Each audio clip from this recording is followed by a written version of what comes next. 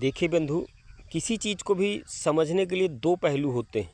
व्यक्ति के पास दो पहलू होते हैं और हमको किसी भी चीज़ को समझने के लिए दोनों पहलुओं का इस्तेमाल करना चाहिए। दोनों पहलू से हम लोग को उस चीज़ को सोचना चाहिए, समझना चाहिए। हम हमेशा नकारात्मक पहलू को ही अपनाते हैं। उदाहरण के तौर पर, यदि हमको किसी चीज़ का संकट है, तकलीफ़ है, दुख है, कष्ट है, तो हम फटाक से कुछ नहीं सोचते हैं, केवल और केवल अपने नसीब को, और फिर इसके बाद भगवान को दोष दे देते हैं, उनके ऊपर दोषारोपण कर देते हैं कि हे प्रभु, आपने मेरी ही किस्मत ऐसी क्यों बनाई है। बल्कि इसी चीज़ का दूसरा पहलू है।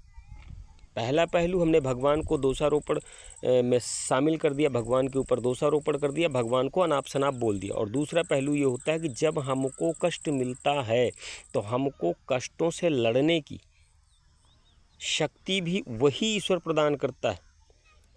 दूसरा, जिसको हमने अपना सब कुछ समझा, उसको समझने का भी मौका मिल जाता है कि ये कहाँ तक खरा उतर रहा है, हमारे कष्टों में हमारा साथ दे रहा है, हमारी मदद कर रहा है कि नहीं कर रहा है। और सबसे बड़ी बात कि अपने अंदर मरे हुए आत्मविश्वास को जगाने का समय मिल जाता है। तो यदि हम किसी भी चीज़ को दोनों पहलुओं से सोचें तो कहीं ना कहीं हम संघर्ष करने लायक हो जाते हैं। संघर्ष हम मजबूती के साथ किसी भी समस्या से लड़ सकते हैं और उसका समाधान अंत में निकाल ही लेंगे, और इसी को कहते हैं सफलता, है ना। तो हर चीज़ को दोनों पहलू से सोचने का पूरा प्रयास करिए। आगे प्रभु की मर्जी। जय श्री राम।